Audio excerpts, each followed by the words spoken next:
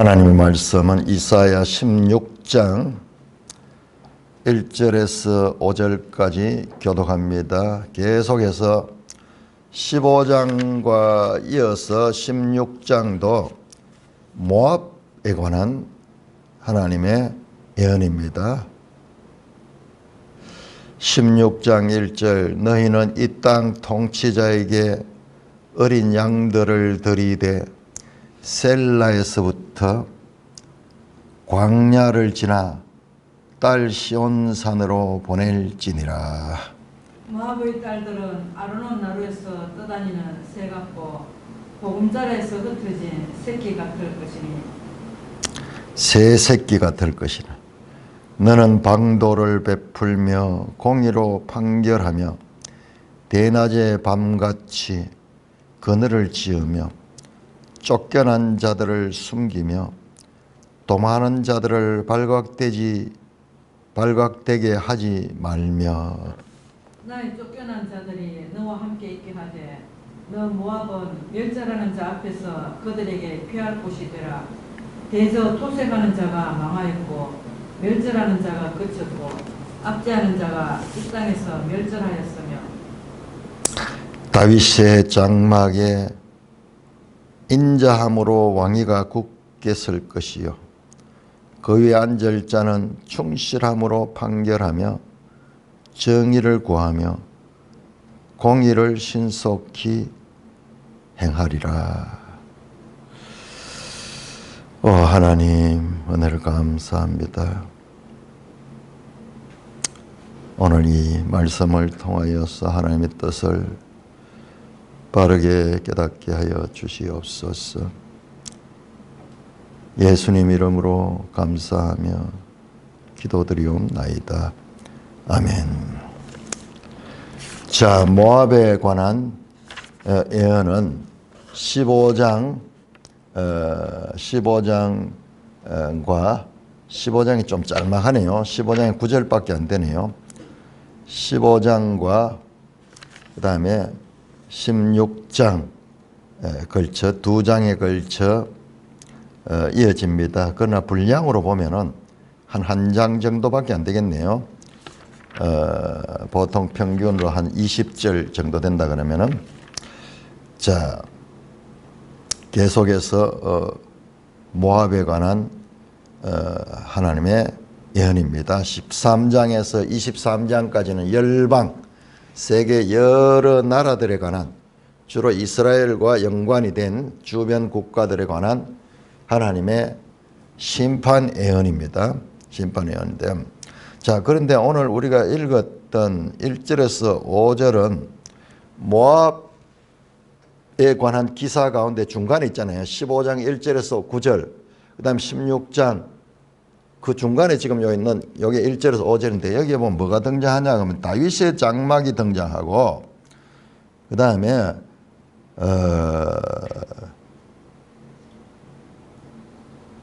하나님 백성들이 나옵니다. 하나님 백성들이 나옵니다. 시온이 나와. 시온 1절에 보니까 딸 시온산으로 보낼지다 그러면서 나오죠. 자 우리가 지난 시간에 바벨론의 멸망을 보면서도 바벨론이 13장 14장인데 바벨론의 멸망 근데 13장에 바벨론 멸망하고 14장도 바벨론의 멸망인데 그 1절 2절 3절에 거기에 유다의 구원에 관한 메시지가 거기 들어있었어요. 지금 여기도 마찬가지예요. 모압 기사 가운데 지금 방금 읽었던 1절에서 5절은 시온산과 연관이 되고 다윗 왕위와 연관이 된 내용입니다. 자, 그래서 우리가 이 배경을 모르면은 이게 너희가 누구고 이 인칭이 누구를 가리키는가 이걸 아는 게 참 힘이 들어요. 자, 전체 맥락을 보면요. 너희는 모압을 가리킵니다. 이 땅 통치자에게 어린 양을 들이되 셀라에서부터 광야를 지나 딸 시온산으로 보낼지라. 이 땅 통치자가 누구냐 그러면은 시온산 딸 시온산, 여러분 딸이라는 표현이 나올 때는 좀 그 나라가 힘들 때 어릴 적에 강대국도요 딸이란 표현, 딸 바벨론 이런 표현이 나와요. 그거 뭐냐 그러면은 바벨론이 연약해져 가지고 힘이 없는 그런 상태일 때는 그런 표현을 씁니다. 또 자신의 이제 사랑하는 그런 대상을 향하여서 이제 이런 하나님이 이런 표현을 쓰는 거예요. 그럼 이거는 뭐 의미라기보다도 하나님의 심정을 우리가 알 수 있는 그런 단어들입니다. 딸 시온산으로 보내라. 어린 양들을 드리래. 이건 제물을 드리는 거예요. 제물을. 셀라에서부터 광야를 지나 딸 시온산으로 보내라. 저 시온산 예루살렘으로 예물을 보내라는 말이에요. 자, 전체적으로 한번 봅시다. 2절에 모압의 딸들은 아르논 나루에서 떠다니는 새 같고 보금자리에서 흩어진 새 새끼 같을 것이라. 모압의 딸들이 여기 또 모압의 딸들이 나오죠. 딸 시온산, 모압의 딸들 이게 전부 다 지금 시온도 지금 연약한 상태로 있고 모압도 지금 맥락을 보니까는 지금 아수르에 의해서 지금 이 공격을 당하는 연약한 상태입니다. 모압의 딸들은 아르논 나루에서 떠다니는 새 같고 보금자리에서 흩어진 새 새끼 같고 모압 사람들도 이런 어려움을 당하는 거예요. 너는 방도를 베풀며 공의로 판결하며 대낮에 밤같이 그늘을 지으며 쫓겨난 자들을 숨기며 도망한 자들을 발각되지 않게 하며 나의 쫓겨난 자들이 너와 함께 있게 하며 너 모압을 멸절한 자 앞에서 그들에게 피할 곳이 되게 하라. 무슨 말이냐? 너는 방도를 베풀어 모압을 가리킵니다. 방도라 하는 것은 이제 어떤 계획을 짜고 어떤 계획을 가지고 공의로 판결하며 대낮에 밤같이 그늘을 지으며 쫓겨난 자들을 숨기며 도망한 자들을 발각되게 하지 말며 나의 쫓겨난 자들이 너와 함께 있게 하래. 자, 여기에 나의 쫓겨난 자들, 자, 이 3절에 쫓겨난 자들을 숨기며 그 다음에 도망한 자들을 발각되지 하게 말며 4절에 나의 쫓겨난 자들이 너와 함께 있게 하며. 자, 여기에 이게 누구를 가리키냐? 나의 쫓겨난 유다를 가리켜. 유다가 힘들 적에 그들이 하나님 명령입니다. 하나님께서 모압에게 명령해요. 방도를 베풀며 공의로 판결하며 대낮에 밤같이 그늘을 지으며 쫓겨난 자들을 숨기며. 자, 이것은요 우리가 이쪽 지형을 알아야 되는데 여기에 우리같이 이렇게 숲이 많이 없는 지역들이잖아요. 그러니까 대낮에 그늘을 지어주는 거는 이거는 피난처가 되는 거죠. 이건 살려주는 거예요. 여러분, 이 그늘 없는 곳에 그냥 지나면요 죽습니다. 사막에서 죽는 게 그래 죽는 거예요. 뭐 목도 마르고 이렇게 했지만은 그 내리쬐는 태양이 계속 이어지면 우리도 요즘 여름에 느끼잖아요. 그늘에 있는 거하고 없는 거하고 천지 차이죠. 그래서 잠시라도 할 수 있도록 요즘은 신호등 그 앞에다가 이거를 천막을 쳐가지고 잠시라도 그 햇빛을 좀 가릴 수 있도록, 조금이라도 가릴 수 있도록 그런 시설을 하는 거죠. 이제 노약자들이나 이런 사람들이 막 이렇게 기다리다가 쓰러질 수도 있고. 참 그런 걸 생각하면 우리 초등학교, 중고등학교 다닐 때 어땠습니까? 우리 초등학교 다닐 때는 몇천 명이 한 학교에 있을 거예요. 6학년까지. 그 땡빛에 쫙 서가지고 교장 선생님 훈화 말씀을 또 어떻게 길게 하냐. 그러면 애들 가운데 쓰러진 애들 나오잖아요. 중학교도 마찬가지고 고등학교도 마찬가지고. 항상 쓰러진 아들 나와. 그러면은 이제 조금 시간이 단축돼. 안 그러면 한정없이 하나. 뭐 군에서도 그렇고 뭐 이게 훈련이 돼가지고 그런데 이 그늘을 지어주는 거 여러분 우리 출애굽기 보면은 하나님께서 구름 기둥과 불 기둥으로 구름 기둥이 쫙 해서 이스라엘 백성한테 그늘을 지어주는 거예요. 지금도 이 여름철에 이 햇빛이 쨍쨍 내려 쬐는 거하고 구름이 끼어 있는 거하고 완전히 다르죠. 그렇듯이 이거는 하나의 보호해 주는 거예요. 쫓겨난 자들을 숨겨주며 도망한 자들을 발각되지 하게 말며 이게 전부 다 유다에 대해가 하나님 백성에 대해가 시온 백성을 모압이 보살펴 주라는 명령입니다. 그렇게 해라. 그래서 4절에 나의 쫓겨난 자들이 유다 백성들이 너와 함께 있게 하여 모압과 함께 거주하게 한다. 너 모압은 멸절하는 자 앞에서 그들에게 피할 곳이 되라. 멸절하는 자, 이 아수르 군대 앞에서 유다가 일시적으로 피할 수 있는 그런 피난처로 역할을 해라. 왜냐? 대적하는 것은 왜냐하면 토색하는 자가 망하였고 멸절한 자가 그쳤고 압제하는 자가 이 땅에서 멸절하였으며 토색하는 자 아수르, 멸절한 자 아수르, 압제하는 자 아수르. 즉 아수르가 유다를 공격하고 그랬는데 이들이 이제 망한 거예요. 이거는요 히스기야 시대에 그 산헤립 그 군대를 이야기하는 겁니다. 모압은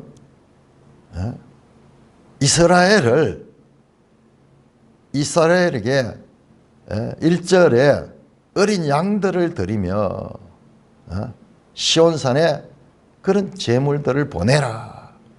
이 모압 지역에도 이 목축이 아주 목축하기 좋은 곳이고 목축이 성행한 지역입니다. 자, 거기에 아르논 나루에 떠나는 같이 보금자리에서 흩어진 새 같게 될 것이다. 이 모압 여인들이 모압의 그 여인들이 이 공격을 받아가지고 어떻게 됐느냐? 아르논 나루에서 떠다니는 새같이 보금자리에 흩어진 새 새끼가 될 것이다. 이 모압의 딸들이 이게 뭐 구체적으로 여인을 말할 수도 있고 모압의 애처로운 상태입니다. 자, 아르논 나루에서 떠다니는 새 같다. 우리는 여기 이렇게 나오니까는 뭐 감이 아무것도 없죠. 왜냐하면 아르논 나루를 우리가 모르니까는. 자, 우리 지도 137쪽 한번 보겠습니다. 지도 137쪽. 자, 제가 왜 이렇게 지도를 반복해서 하느냐. 여러분, 이 지도가요 하나님의 복음의 메시지를 담고 있습니다. 지형, 지도, 지리적인 그 환경 전부 다 여기에 하나님 메시지가 있다. 여러분, 이 하나님께서 이스라엘을 택하시고 137쪽 자 여기에요. 위에는 갈릴리가 있고 아래는 사해가 있고 이런 지형 자체, 이스라엘 위치 자체도 하나님의 메시지를 가지고 있습니다. 메시지를. 자, 거기 137쪽 보시면 사해가 있고 사해 동편이 모압 땅이거든요. 그런데 그 중간에 아르논 강이 있죠. 제 아래는 저 사해 끝쪽에는 세렛 강이 있고 중간에 아르논 강이 있는데 우리 이건 평면을 보니까는 이게 어떤가 잘 알 수가 없는데 자 85쪽을 한번 볼까요? 85쪽. 85쪽에는 지형이 나와 있거든요. 85쪽을 보시면은 85쪽에 참 이 책은 너무 귀한 책이에요. 자 85쪽 모압과 메드바 고온 가는데 그 모압 중간에 움푹 파여진 그 곳이 있죠. 디본 아래에 어제 디본도 나왔죠. 거기 보세요. 그게 강이에요. 강. 이 강이 아르논 강이에요. 그는 골짜기가 깊은 골짜기죠. 이 골짜기 깊이가 700m가 넘어요. 700m 넘고 그 다음에 이 골짜기와 골짜기 사이의 간격도 넓고 길이가 483km가 된다 그래. 483km가. 내가 감이 잘 안 오는데. 자관 이 그림으로 봐도 그 모압 땅 중간에 푹 빠인 이런 협곡이 있죠. 협곡이 있고. 그러니까는 이 물이 골짜기가 깊으면은 강이 크게 생기거든요. 그러니까 그 강이 이렇게 사해로 이렇게 흘러 들어가는 그러한 요소입니다. 사해는 저 요단강 물만 오는 게 아니라 주변에 있는 산지에서 나오는 물들도 다 여기로 모이는 것입니다. 사해는 해 바다 평균 높이에서 지하로 400m까지 내려가는 지구에 있는 땅 중에서 가장 저지대가 사해 지역이에요. 사해. 참 신기하죠. 그 요단강에서부터 저 갈릴리에서부터 올라가면 저 헐몬산에서부터 그 물이 내려가지고 요단강을 거쳐가지고 갈릴리를 거쳐가 사해로 오거든요. 사해에서 끝나는 게 사해 밑으로 이렇게 가는 이것이 이 협곡이 세계에서 가장 긴 협곡이야. 그리고 그 중에서도 이 사해는 세계에서 가장 저지대야. 그리고 이 작은 땅에 세계 유일의 것들이 많이 있어요. 많이 있어요. 자, 오늘날도 이 협곡 가는데 버스로 타고도 1시간 넘게 걸린다 그러네요. 자, 이런 장면입니다. 자, 다시 본문으로 갑니다. 뭔가 우리가 이 글로만 된 거에서 그 현장을 조금이라도 체험할 수 있도록. 자, 그래서 아르논 나루, 여기는 물이 풍부한 곳인데 여기 새들이 많겠죠. 물이 많으면 또 새들이 많겠죠. 여기 또 협곡이 돼 있으니까는 주위에 산이고 이러니까는 새들이 산 쪽으로 이런 데 가서 그런 데 가서 또 쉬었다가 다시 먹을 것 찾으러 이리 왔다가 뭐 사해에는 먹을 것이 없어. 사해에는 저기 생명이 못 살아. 그러니까는 이 골짜기에 수량이 풍부하니까는 여기에 물고기들을 먹고 새가 많이 사는 곳이에요. 그래서 그 아르논 나루의 그 지형에 맞도록 새의 보금자리를 해서 흩어진 새 새끼 같고, 아르논 나루 떠다니는 새 같고 보금자리 흩어진 새 새끼 같다. 비참한 이 방황하면서 이리저리 헤매는 그런 모습을 지금 말하고 있죠.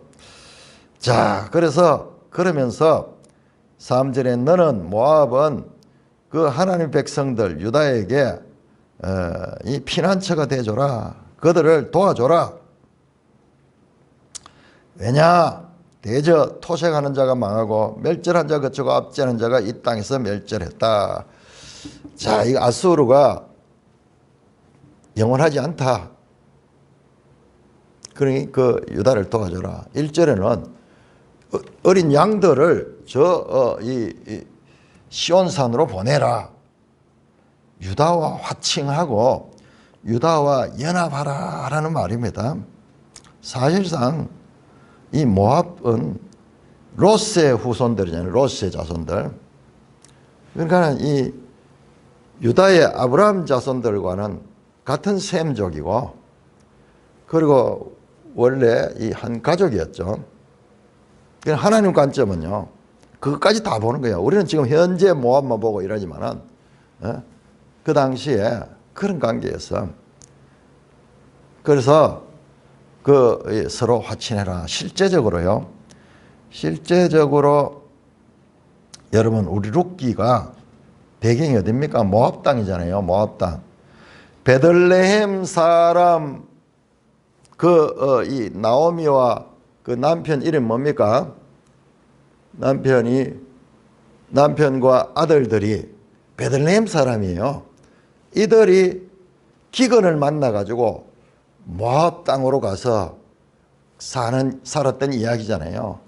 거기에서 남편과 두 아들이 죽고 나오미가 과부가 돼가지고 홀로 이제 다시 베들레헴 땅으로 돌아오죠. 자, 내용에서도 모압과 베들레헴은 그 사회가 중간에 있지만은 그렇게 서로 교류가 있었던 거예요. 교류가 있었고 나중에 보면요. 다윗 기사에 보면은 다윗이 사울에게 쫓길 적에 사울이 다윗의 그 가족들을 다 멸하려고 하겠잖아요. 그때 가족들이 다 모압 땅으로 피신을 갑니다. 피신을 합니다. 그런 걸 보면은 사실상 이 모압과 유다 지파는 그런 관계가 있었어. 실제적으로 관계 있습니다. 아니나 다를까 그 말씀하네요. 5절에 다윗의 장막에 인자함으로 왕위가 굳게 설 것이요 그 위에 앉을 자는 충실함으로 판결하며 정의를 구하며 공의를 신속히 할 것이다.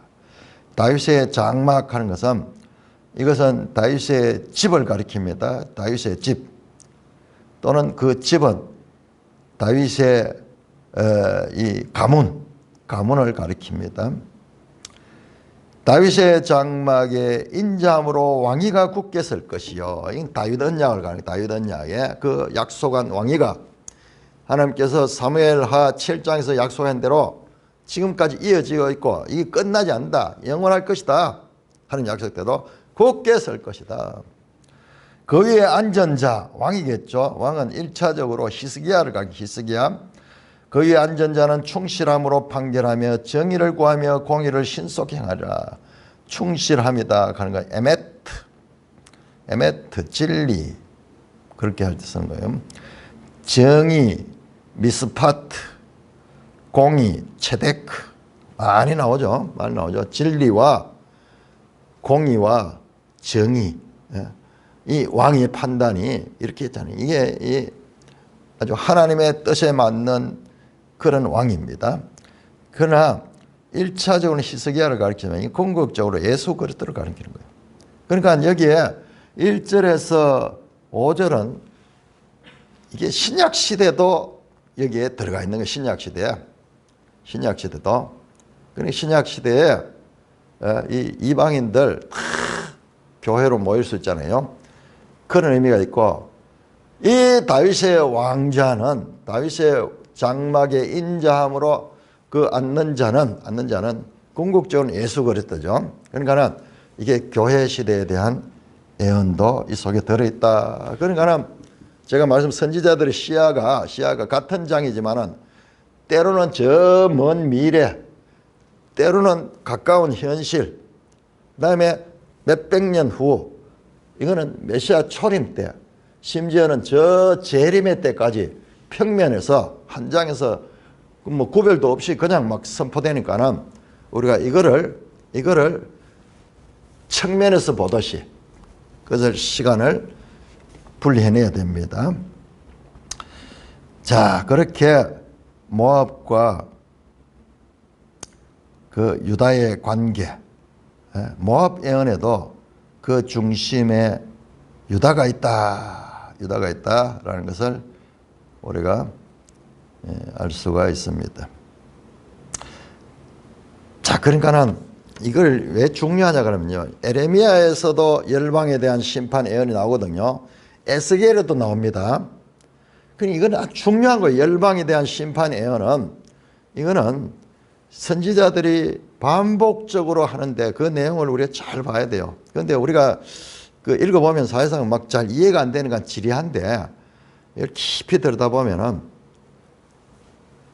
그래서 성경을 지금 이게 에레미야 48장에도 모압이 된 게 나오거든요. 지금 그걸 또 가지고 연구를 하면 좋겠는데 지금 이 진도를 나가야 되기는 못 나가는데 그렇다 하는 정도. 그만큼 성경 공부는 평생 해야 돼. 평생. 그 깊이는 말할 수 없는 거예요. 지금 여기서 모압과 에레미야 48장의 모압을 같이 비교해서 보면서 이러면 입체적으로 하나님의 뜻이 드러날 거예요. 자, 그 나중에 한번 그렇게 하기로 하고. 자, 이렇게 모압을 하면서 다윗의 장막을 이야기하고 궁극적으로 그 메시아와 이 모압이 연합하라. 그런 명령이 주어집니다. 다시 현실로 돌아옵니다. 6절에서 8절 우리가 모압의 교만을 들었나니 심히 교만하도다. 그가 거만하며 교만하며 분노함도 들었거니와 그의 자랑이 헛되도다. 그러므로 모압을 위하여 통곡하되 다 통곡하며 길하레셋 금포도 떡을 위하여 그들이 슬퍼하며 심히 근심하리니 이는 헤스본의 밭과 신마의 포도나무가 말랐음이라. 전에는 그 가지가 야셀에 미쳐 광야에 이르고 그 삭시 자라서 바다를 건넜더니 이제 열국의 주권자들이 그 좋은 가지를 꺾었도다. 자, 여기도 모압의 교만을 들었더니, 교만이 얼마나 많은 거예요. 모압의 교만이 심히 교만하다. 6절에 그가 거만하여 교만하여 교만을 교만 교만 4번 반복되네요. 그러니까 교만하면서 분노하는 거야. 분노. 교만하니까 딴 사람들을 막 분노함으로 막 공격하고, 그 다음에 그의 자랑이 헛되도다. 교만하고 거만하니까는 남에 대해서도 마음대로 막 분노하고, 그 다음에 자기를 자랑하는 거. 자, 모압이 이렇게 교만했다. 그러니까 이 교만의 배후에 우리 앞에 이사야 14장에 보면은 그 바벨론 몰락과 사탄의 몰락이 나왔듯이 지금 여기도 그 배후에 이 교만의 선봉장은 마귀예요, 마귀. 하나님 앞에 대적하는 그 정도로. 자, 그래서 이 교만은 사람들의 교만이 아니라 이 모압의 교만, 하나님에 대한 거예요. 하나님 없이 사는 거예요. 자기 힘을 믿고 자기 그 지리적으로 안전하거든. 대체적으로 이 사회가 또 앞에 있고 그러다 보니까는 여기도 산악지대고 뭐 살만해요. 또 여기에 농사도 잘 되고. 자, 거기 나오네요. 그들이 왜 교만했던가. 7절에 그러므로 모압이 모압을 위하여 통곡하되 다 통곡하여 길하레셋 건포도 떡을 위하여 그들이 슬퍼하며 심히 근심하리니. 뭐냐 그러면은 모압이 모압을 위하여 통곡한다. 이 말은 모압 백성들이 모압 나라를 위하여 통곡한다. 다 통곡한다. 왜? 바로 앞에 교만하고 거만했는데 그들이 낮아지는 거예요. 왜? 이들이 거만했던 이유가 어떤 경제적인, 지리적인 뭐 이런 것들이 강했던 것 같아요. 길하레셋 금포도 떡을 위하여 그들이 근심했다. 자, 지도 85쪽 다시 한번 보세요. 길하레셋이 여러 번 나옵니다. 길하레셋이 여러 번 나오는데, 자, 그러니까는 우리 이 책에는 이런 것까지 다 다루고 있어요. 우리가 알 수 없는 그 내용을 보면은 이 모압 땅에 대한 설명을 쭉 보면은 나오네요. 86쪽 중간쯤에 보면 길하레셋은 모압 왕국의 수도였다. 내가 지난 시간에 아르가 수도였다 그랬는데 그것도 맞아요. 아르 제일 먼저 나왔죠. 자, 여러분 15장 1절에 모압에 관한 경고가 하룻밤에 모압 알이 망하였다. 알카는 여기 수도야, 수도.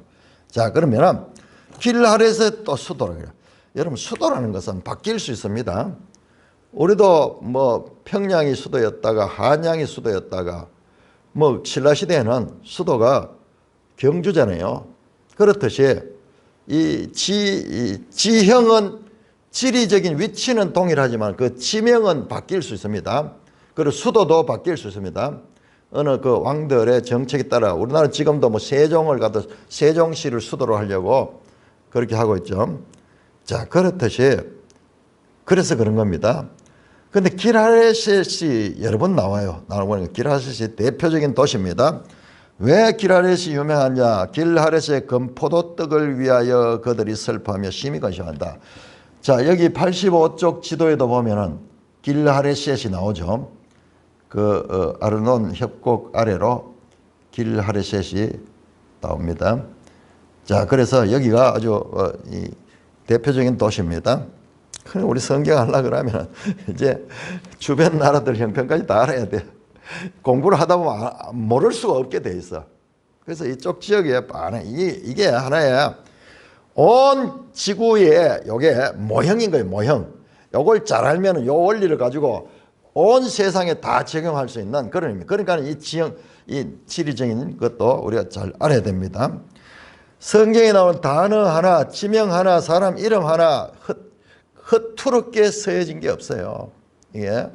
자, 길하레스에서 금포도 떡을 위하여 그들이 설명하는. 길하레스에서 포도 농사가 많은데 이 포도라는 이 과일들은 뭐 과일은 포도뿐만 아니라 다 그렇죠. 저장하지 아니하면은 아무리 풍성하게 해도 보관이 안 되잖아요.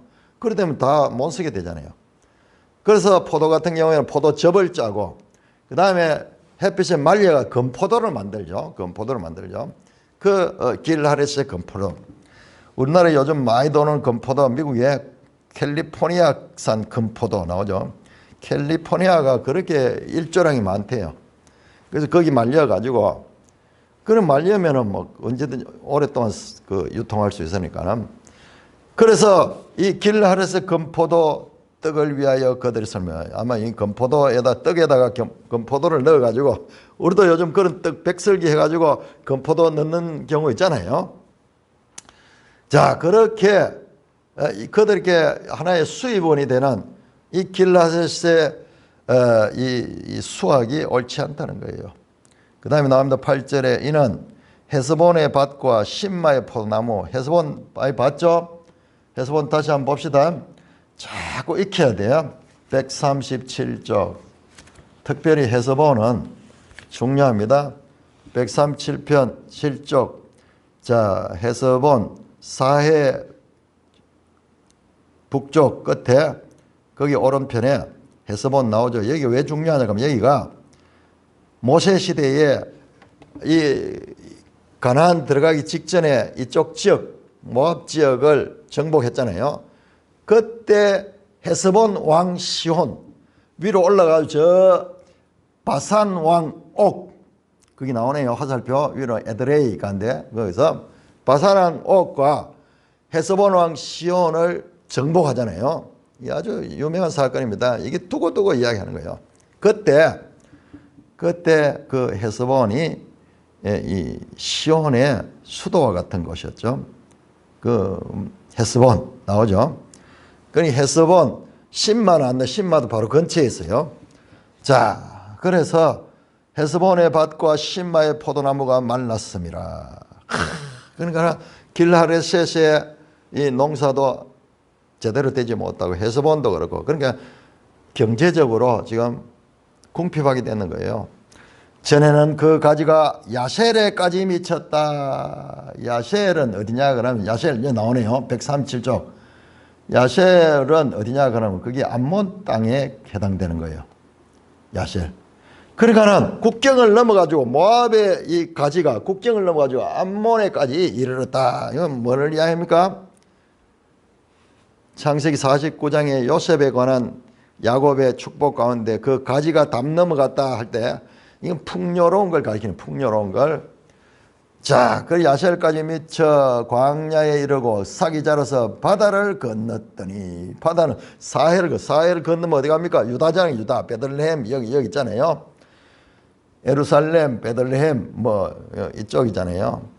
그래서 북쪽으로는 암몬, 그 다음에 서쪽으로는 바다를 건너가 유다까지 갔는데 이제 열국의 주권자들이 그 좋은 가지를 꺾었다. 열국의 주권자는 이게 아수르 군대가 그 좋은 가지를 꺾었다. 그래서 모압이 교만함으로 인하여 하나님의 몽둥이, 하나님의 매로 사용되는 이 아수르에 의해서 망하게 될 것에 대한 예언입니다.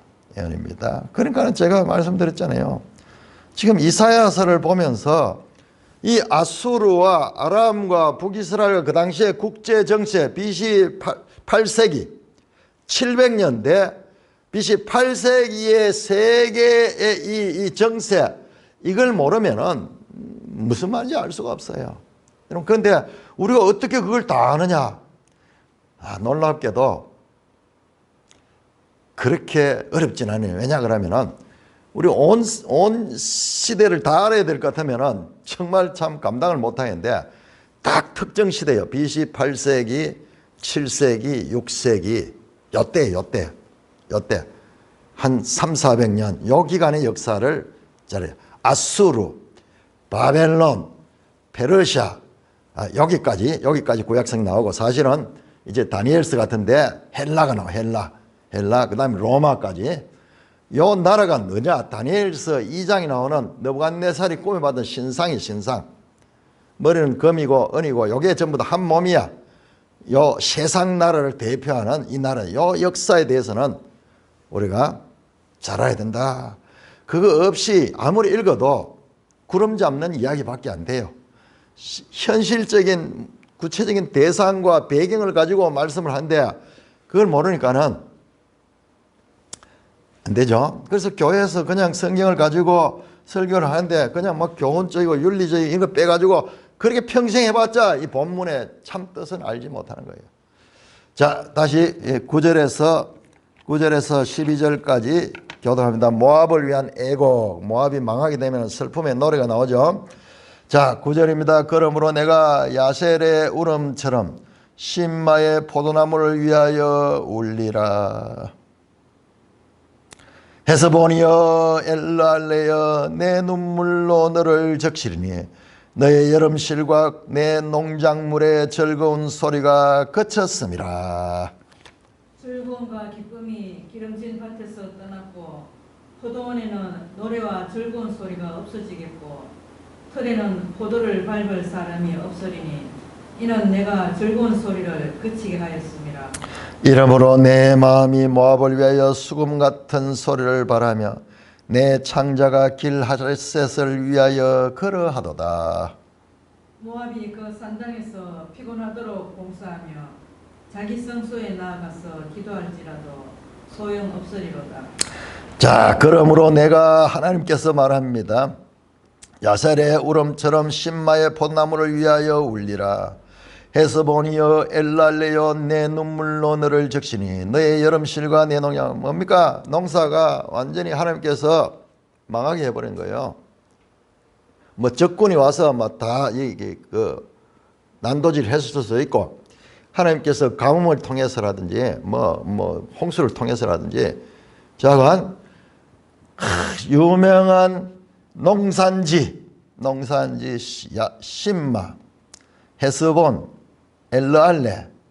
자, 헤스본 나왔죠. 헤스본에서 동쪽이 보니 엘르알레더라고요. 제가 이건 딴 지도를 통해서 다 찾아봤는데, 그 다음에 내 눈물로 너를 정이. 왜냐? 너의 여름실과 네 농작물의 즐거운 소리가 그쳤다. 농작물의 즐거운 소리는 추수할 때 노래 부르는 소리예요. BC 지금부터 2700년 전에 그 시대의 그 문화에서 이걸 읽어야 돼요. 오늘로 치면은 회사가 문을 닫고 저 정권 회사가 망하고 은행이 부도가 나고 그런 상태예요. 그런 상태. 반도체 이 경기가 막 이제 끝이 왔고 주식이 폭락하고 코스피는 올라가고 뭐 이런 코스피입니까? 아니죠. 환율이 올라가고 환율이 올라가면 막 망하는 거예요. 지금 환율이 엄청 올라서 엄청. 그렇듯이 지금 근데 그 당시에 경제 상황에서 실감나죠? 10절에 즐거움과 기쁨이 기름진 밭에서 떠났고, 기름진 밭에서 즐거움은 추수 때 즐거움이에요. 포도원에는 노래와 즐거운 소리가 없어졌고 틀에는 포도 밟을 사람이 있다. 자, 이쪽에는 농사를 지을 때 포도원마다 포도 틀이 있어요. 그래서 거기서 접을 짜는 그 관계입니다. 그러니까 계시록까지 이게 나오잖아요. 그러니까 이 시대의 사람들의 생활 양식들 그런 것을 비교를 통해 가지고 말씀을 전하기 때문에 우리가 이런 시대의 그 문화라든지 생활 환경이나 이런 것들을 이해해야지 성경이 제대로 이해가 되는 거예요. 우리는 뭐 포도 틀이 어디 있습니까? 우리는 그런 게 없잖아요. 그러니까는 이쪽 문화를 우리가 알아야 됩니다. 진노의 포도즙 틀을 밟는다 하는 거 계시록에 나오잖아요. 마치 포도즙 틀을 밟으면 포도가 으깨지고 거기서 즙이 나와가지고 막 붉은 핏물이 흐르듯이 흐르는 하나님 진노를 표현할 때 그런 표현을 했죠. 자, 이것은 내가 즐거움을 거치겠다. 하나님께서 이 모압을 징계했다. 11절 이러므로 내 마음이 모압을 위하여 수금 같은 소리를 바라며 내 창자가 길하레스를 위하여 그러하도다. 여기에서는 내 마음은 이것은 하나님이 아니고 이사야입니다. 이사야. 이러므로 하나님이 심판에 의해서 모압이 큰 어려움을 겪음으로 이사야 선지자가 모압을 위해 수금 같은 소리를 발했다. 수금 소리, 슬픔의 소리. 내 창자가 길하레스를 위하여, 길하레스 아까 나왔죠. 이 중요한 이 포도 주산지고 수도. 내 창자가 그러하더라. 이런 표현을 어디다 쓰죠? 단장의 메아리 고개. 단장의 메아리 고개. 단장하는 게 창자를 끊는 거예요. 창자가 끊어지는 것 같아. 이 표현이 똑같아요. 속 상한다 하듯이 속이 우리 내장이 막 상하는 것 같은 그런 아픔, 그런 슬픔. 내 창자가 길하레스를 가라다. 모압이 그 산당에서 피곤하도록 봉사하고 자기 성이나 기도할지 소용없다. 그럼에도 불구하고 모압이 그 산당, 자기들 그 모습 신을 숭배한다고 거기에 그렇게 열심히 해왔자 그것들은 무능하다. 아무것도 아니다. 자, 13절 14절 교도하면 이는 여호와께서 오래전부터 모압을 들어 하신 말씀이거니와. 이제 여호와께서 말씀하여 이르시되 품꾼의 정한 해와 같이 3년 내에 모압의 영하와 그 큰 무리가 능욕을 당할지라 그 남은 수가 심히 적어 보잘것없이 되리라 하시도다. 자, 하나님께서 모압에 대한 심판의 선언입니다. 이것은 품꾼의 정한 해와 같이 3년 내에 품꾼이 일할 때 계약을 하잖아요. 몇 년 계약한다 그러면 딱 계약인데 3년 내에 이 일이 일어날 것이다. 그리고 남은 수가 심히 적어 보잘것없이더라. 어린아이라도 새알 잃을 수 있을 것이다. 앞에 그런 표현 나왔죠. 그러니까 남은 자가 희소할 것을 지금 말씀하고 있습니다. 자, 이 부분도 이 모압이 과연 지금 이 예언대로 어떻게 그 역사가 됐는가 그걸 공부를 하면 좋은데 그것까지 내가 못 들어가봤어요. 저 바벨론 같은 거 황폐하게 되잖아요. 지금도 그렇게 돼 있어요. 다시는 일을 쓰지 못해요. 완전히 그 모래바람이 와가지고 다 도시를 덮어버리고 그렇게 돼가지고 그런데 지금 아마 이 모압도 그런 것일 겁니다. 자, 다시 17장 넘어갑니다. 17장 1절에서 6절까지 1절에서 6절 다메섹에 관한 경고라. 보라, 다메섹이 장차 성읍을 이루지 못하고 무너진 무더기가 될 것이라. 아로엘의 성읍들이 버림을 당하리니 양무리를 치는 곳이 되어 양이 눕되 놀라게 할 자가 없을 것이며 에브라임의 요새와 다메섹 나라와 아람의 남은 자가 멸절하여 이스라엘 자손의 영광같이 되리라. 여기까지 읽겠습니다. 만군의 여호와의 말씀입니다. 자, 여기 끊겠습니다.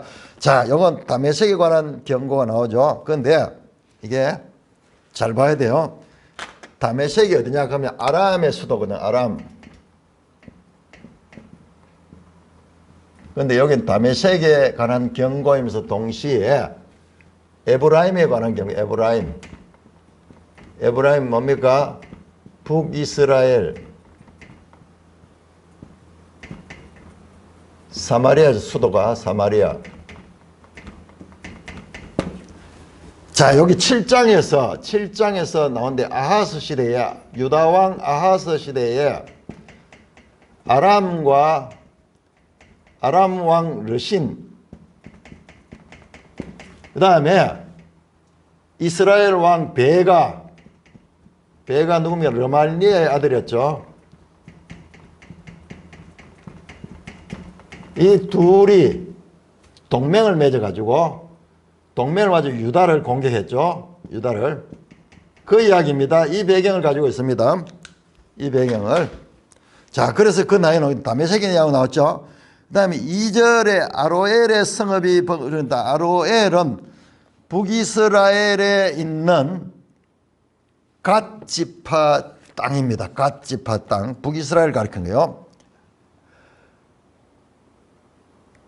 양무리를 치는 곳이 되어 눕되 놀라게 할 자다. 자, 이거는 앞에 나왔죠. 계속 요걸 반복해서 공부를 하면은 보이는 거예요. 약물을 치는 곳이 됐다. 아주 목가적이고 거기에서 뭐 초장이 있고 뭐 푸른 그게 아니에요. 약물을 치는 곳이 됐다는 것은 못 쓸 땅이 됐다는 거야. 못 쓸 땅. 그냥 양이 풀 뜯는 초장이 됐다는 거야. 여기에 포도원이 있고 여기에 과수원이 있고 여기에 이 감남 이 밭이 있을 텐데 거기가 약물이 취한 것이 됐다. 그래서 양이 눕되 놀랄 수 없다. 왜냐 그러면 사람이 없기 때문에 그런 거예요. 그 좋은 땅이 양들이 초지가 돼가 양들이 그렇게 있어도 양들 후쳐내거나 이렇게 할 사람이 없는 거예요. 이거 황폐함을 나타내는 그림 언어입니다. 앞에서 나왔어요. 앞에 그 본문 자세히 보면은 그 내용에서는 마치 막 초장이 돼가지고 뭐 평화로운 거 뭐 살기 좋은 것 같아. 아니에요. 양들이 풀 뜯는 곳이 됐다 하는 것은 망했다는 뜻이에요. 완전히. 그 말입니다. 양들이 눕되 놀라게 할 자가 없다. 사람이 없으니까는요. 그냥 뭐 양들, 들짐승들이 그 차지하고 있는 거예요. 자, 다음 나오죠. 3절에 에브라임의 요새와 다메섹 나라와 나오죠. 에브라임 나오죠. 그러니까 이게 다메섹에 관한 예언이면서 동시에 에브라임에 관한 이야기고 이어진 내용은 에브라임에 관한 이야기, 에브라임에 관한 이야기. 그래서 에브라임 요새와 다메섹 나라 남은 자가 멸절하 이스라엘 자손의 영광같이 되리라. 멸절하 이스라엘 자손의 영광같이 되리라. 이건 무슨 말이냐? 이것도 참 우리가 해석하기 쉽지 않은데 이스라엘의 최고 영광스러운 시대가 언제냐 그러면은 이 여로보암 2세예요. 그런데 여로보암 2세 시대가 이제 다 지나고 망하게 되는 거예요. 잠시 일시적이라는 뜻이에요. 이게 잘못하면 이스라엘 자손의 영광같이 뭐 좋아질 것 같이 이야기하는데 그게 아니고 이스라엘 자손이 한때 여로보암 2세 때 가장 부유했을 때 그때 잠시 있었던 같이 될 것이다. 만군의 여호와의 말씀이다. 자, 4절에서 6절 교독합니다. 그날에 야곱의 영광이 쇠하고 그의 살찐 몸이 파리하리니 마치 추수하는 자가 곡식을 거두어가지고 그의 손으로 이삭을 벤 것 같고 르바임 골짜기에서 이삭을 주운 것 같으리라. 그러나 그 안에 주울 것이 남으리니 감람나무를 흔들 때 가장 높은 가지 꼭대기에 과일 2-3개가 남음 같겠고 무성한 나무에 가장 먼 가지에 4-5개가 남음 같으리라. 이스라엘의 하나님 여호와의 말씀이니라. 자 보세요. 그날에 이제 그 심판의 날, 그 심판의 날에 야곱의 영광이 쇠하고 이건 지금 여기를 가리키잖아요. 에브라임 북이스라엘이 이제 바로 앞에 이 야곱의 영광 같은 자 이스라엘의 자손의 영광같이 되리라. 그래서 그거하고 연결되는 것 같지만은 아니에요. 그것이 이제 쇠해진다는 말, 쇠해진다는 말, 쇠해진다. 그 살찐 몸이 파리하리니, 야, 한때 잘 나갔거든요. 그게 이제 파리하리니. 10장 6절에서 아수르를 표현할 때 썼던 단어 그대로 쓰고 있어요. 아수르가 살찐 몸이 파리하게 될 것이다. 한때 잘 살았던 나라가 완전히 이제 망하는 것을 나타내는 표현입니다. 마치 추수한 자가 곡식을 거두어 가지고 그 손으로 이삭을 벤 것 같고 르바임 골짜기에 이삭을 준 거예요. 이게 무슨 얘기냐면 추수할 때 어떻게 합니까? 이렇게 낫을 한 손에 잡고 왼손으로선 추수할 단을 잡죠. 단을 잡고 이렇게 잘라내잖아요. 요 손에 잡히는 같이 작다는 거예요. 갖고 르바임 골짜기에서 이삭을 주울 거예요. 르바임 골짜기는 그게 주석이 나오죠. 예루살렘 남쪽 베들레헴 근처에 있는 비옥한 땅. 여기 추수하고 난 뒤에 이삭 줍기 하는 것 같은. 그래서 그러나 그 안에 주울 것이 남으리니 다 추수하고 가지고 없는데 그 가운데도 남은 게 있어. 이삭 줍기 했는데도 또 남은 게 있어. 그 말입니다. 그러나 그 안에 주울 것이 남으리니. 그래도 이거는 조금 긍정적이네요. 앞에는 부정적인데 주울 것이 남아있다. 그래도 감람나무를 흔들 때 가장 높은 가지 과일의 꼭대기에 과일 2-3개가 남은 것 같겠고 무성한 나무에 가장 먼 가지 4-5개가 남은 것 같으라. 나무에 그 한두 개 남아있는 까치밥 같은 거 그렇게 남아있을 것이다. 남은 자가 없지는 않다는 겁니다. 희소하지만은 남은 자가 있다. 이거는 유다를 가리키는 유다를 가리킵니다. 이스라엘을 가리킵니다. 4절에서. 그러니까 이게 다메섹에 관한 경고지만은 실제적으로 보면은 북이스라엘에 관한 내용입니다. 다메섹에 관한 경고는 짤막하게 나옵니다. 3절에 다메섹 나라와 아람의 남은 자가 멸절하여. 아마 왜 다메섹 나라와 아람이 이렇게 따로 나왔는가? 이게 수도이기도 하면서 동시에 그 당시에는 좀 부족 국가적으로 아람족과 뭐 다메섹족이 나눠질 수도 있어요. 그러나 이 두 개 하나입니다. 자, 거기는 다메섹에 관한 건 거기서 끝났고 그 다음에 이어지는 북이스라엘에 관한 이야기예요. 북이스라엘입니다. 자, 7절입니다. 7절, 8절. 그날에 사람이 자기를 지으신 이를 바라보겠으며 그의 눈이 이스라엘의 거룩한 이를 뵙겠고 자기 손으로 만든 제단을 바라보지 아니하며 자기 손가락으로 지은 아세라나 태양성을 보지 아니할 것입니다. 야, 여기 바로 앞에서 남은 자가 있다 그랬잖아요. 전혀 없지는 않았고 희소하지만 남은 자가 있잖아요. 남은 자, 과실을 떨고 난 뒤에 남은 자처럼 그들에게 그 남은 자들은 자기를 지으신 이를 바라보겠으며 이 환난의 과정을 겪은 자들이 그의 눈에 이스라엘의 거룩한 이를 뵙겠고 창조주 하나님 이스라엘의 하나님을 향하여 시선을 돌립니다.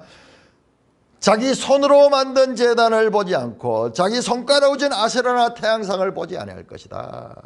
이전까지는 자기의 손으로 지은 것, 인본주의, 이 세상 사람들을 따라갔지만 이제는 하나님만 바라보는 그와 같은 신앙의 상태를 남은 자가 가지게 될 것을 말씀합니다. 자, 이거는 그러면 언제 되는 거냐? 이것도 당대가 아니야. 땡대가 아니야. 이것도 먼 미래에 관한 이야기. 어떤 면에서 교회 시대와 관계되는 그런 이야기가 될 수 있어요. 바로 앞의 내용은 당대 이야기면서도 이것은 미래에 대한 그런 이야기가 될 수 있습니다. 왜냐? 그러면 이어지는 내용을 보면은 현실이 그렇지 않거든요. 자, 9절에서 11절까지 교독합니다. 그날에 그 견고한 성읍들이 옛적에 이스라엘 자손 앞에서 버림받은 숲풀 속의 처소와 작은 산 꼭대기 처소 같아서 황폐하리니. 이는 내가 내 구원의 하나님을 잊어버리며 내 능력의 반석을 마음에 두지 아니한 까닭이라. 그러므로 내가 기뻐하는 나무를 심으며 이방의 나무까지도 이종하는도다. 너가 심는 날에 울타리를 두르고 아침에 내 씨가 잘 발육하도록 하였으나 근심과 심한 슬픔의 날에 농작물이 없어지라. 자, 다시 현실로 돌아갑니다. 그날에 견고한 성읍들이 옛적에 이스라엘 자손 앞에서 버림받은 숲풀 속의 처소와 작은 산 꼭대기의 처소가 황폐하게 된다. 견고한 성읍들이 황폐하게 된다는 거예요. 결론적으로 앞에 나오는 뭐뭐처럼 이 비유법은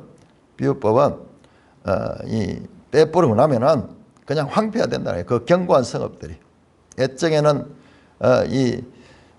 어떤 모습으로 이스라엘 자손이 버림받은 뭐 그 뜻도 되고 떠나갔던 옛날 가나안 땅, 가나안 족속이 살던 그처럼 그 족속들이 다 황폐하게 된다는 거예요. 이는 내가 내 구원의 하나님을 잃어버린 내 능력의 반석을 마음에 두니라. 바로 그잖아요. 하나님을 잊어버리고 이스라엘이 능력의 반석을 떠나가는 거예요. 바로 앞에 그날의 사람들이 막 하나님을 바라본다 했는데 여기는 지금 아니잖아요. 반대잖아요. 그러니까 여기 중간에 나오는 이 그날에는 미래의 장차 교회 시대를 가리킨 거고 이건 다시 현실이에요. 당시에 현실. 왜 너희가 황폐하게 되는가? 하나님을 두지 않은데 하나님을 두지 않은 결과 너희가 뭐 했느냐? 네가 기뻐하는 나무를 심으며 이방의 나무 가지를 이종했다. 10절이죠. 내가 기뻐하는 나무, 내가 사람이 좋아하는 거, 우상들을 나무 심듯이 그렇게 숭배하고 이방의 나무 가지도 이종하는 데다 이방 우상들 그거를 마치 나무를 심어가 이종하듯이 이방 우상들을 들여와가지고 그걸 숭배하는 거예요. 이 북왕국이 완전히 우상 숭배에 빠졌던 것을 이야기합니다. 11절 네가 심는 날에 울타리를 두르고 아침에 탁 심어가지고 뭐 보호하고 물도 주고 이랬지만은 그것이 다 없어질 것이다. 너희들이 섬기는 우상은 아무런 능력도 없고 흙것이 될 것이다. 그 말입니다. 자, 12절에서 14절까지 교독합니다. 슬프다 많은 민족이 소동하였으되 바다 파도가 치는 소리같이 그들이 소동하였고 열방이 충돌하였으되 큰 물이 물려옴같이 그들도 충돌하였도다.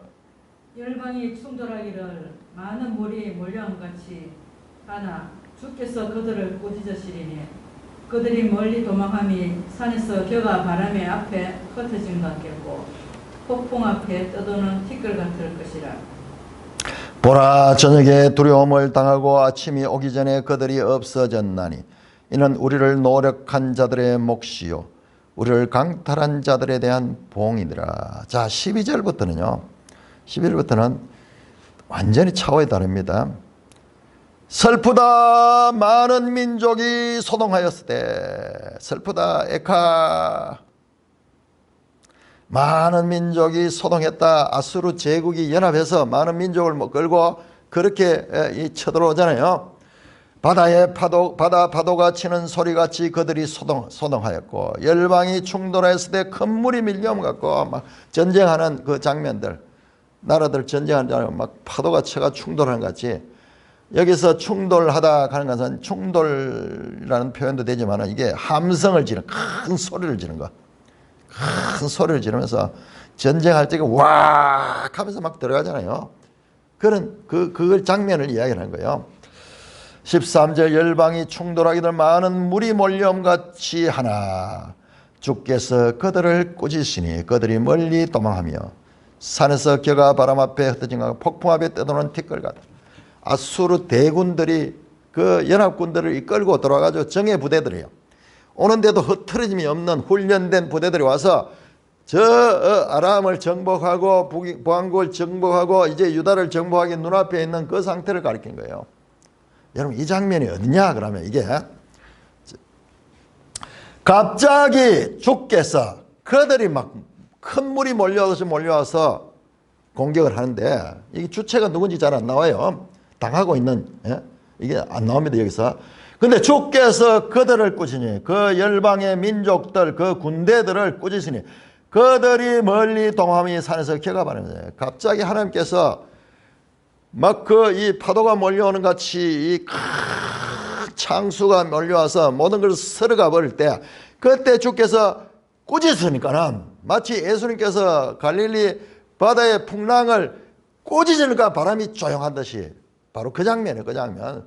주께서 꾸짖으시니 그들이 멀리 도망함이 그 많은 물들 즉 아수르 군대가 확 도망가니 산에서 겨가 바람에 흩어진 것 같아요. 폭풍 앞에 떠드는 티끌 같을 것이다.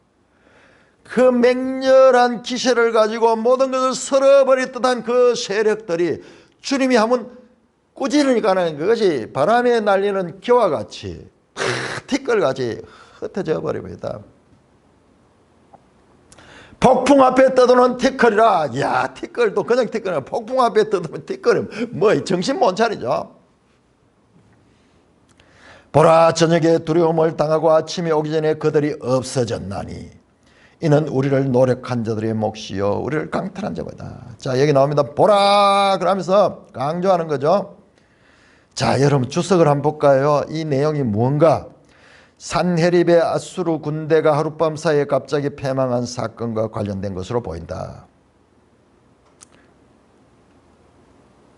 이사야 37장 36절 열왕기하 19장 35절 맞습니다. 왜냐 그러면 이게 왜 맞느냐 그러면 내가 찾아봤는데 지금 이사야서에 그 산헤립과 그 히스기야의 전쟁 거기에서 하룻밤에 18만 5천이 죽어버리고 산헤립이 본국으로 도망가 버리는 그 사건에 대한 기록이 10개가 이상 나왔어. 지금 내가 찾은 게 10개 이상이에요.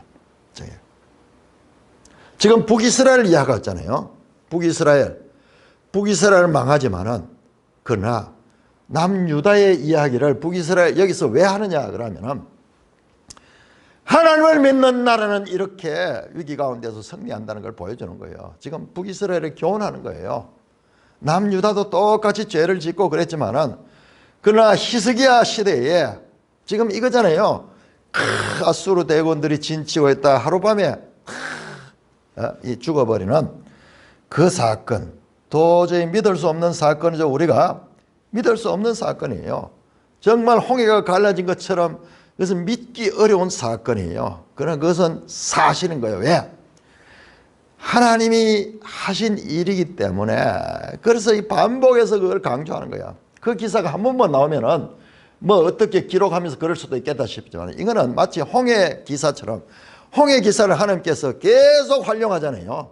계속 활용하고 심지어는 사도 바울도 그걸 활용을 하거든요. 그 한 사건을 통해서 온 인류에게 모든 시대에 하나의 하나님의 뜻을 전하는 사건으로 주는데 이 히스기야 사건도 그와 동급으로 가는 그런 중요한 사건이다. 지금 그 장면 이스라엘 기사에 갑자기 툭 튀어나오는 유다 히스기야 왕 때의 기사는 북이스라엘의 실패와 남유다의 성공을 대조하며 교훈하는 거예요. 북왕국은 아람을 신뢰하며 이 세상의 힘을 신뢰하고 하나님을 버렸지만은 구원의 하나님을 잃어버리고 능력의 반석을 마음에 두지 않았지만은 그러나 유다는 히스기야 때 이 모든 문제를 하나님께 내놓고 이사야 선지의 명령대로 그렇게 하나님을 붙든 결과 7절에 나오는 자기를 지으신 이를 바라보고 그의 눈이 이스라엘의 거룩한 이에 초점을 맞추고 모든 문제를 내놓고 갔을 적에 그들은 하나님의 도움을 받아 살아남았는 거예요. 그러니까 이게 지금 이런 구성으로 되어 있는 거예요. 구성으로. 야, 왜 갑자기 유다의 이야기가 툭 튀어나오는가? 여러분 성경이 이런 식으로 되어 있어요. 불친절하게 되어 있어요.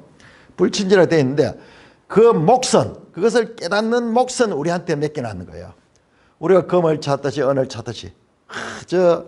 사사기에 나오는 사사기 17장부터 나오는 이 이야기들, 뭐 밑도 끝도 없이 갑자기 나오는 그 이상한 이야기들, 그게 주로 등장하는 레위 지파, 베들레헴, 베냐민 지파, 단 지파 이야기들이 그냥 무슨 이야기인지 뭐 그냥 사건 나열로 봤는데 그게 아주 중요한 연속성을 가지고 있다. 이어지는 내용들과 여러분 사사기 끝나고 룻기 나오잖아요. 이 룻기가 사사시대 이야기잖아요. 베들레헴 이야기잖아요. 그렇듯이 동일하게 이런 연속성을 가지고 있다. 이게 성경이야. 성경의 이 놀라운 이 하나님의 뜻을 우리가 여기서도 보게 되는 것입니다. 찬송가 278장입니다.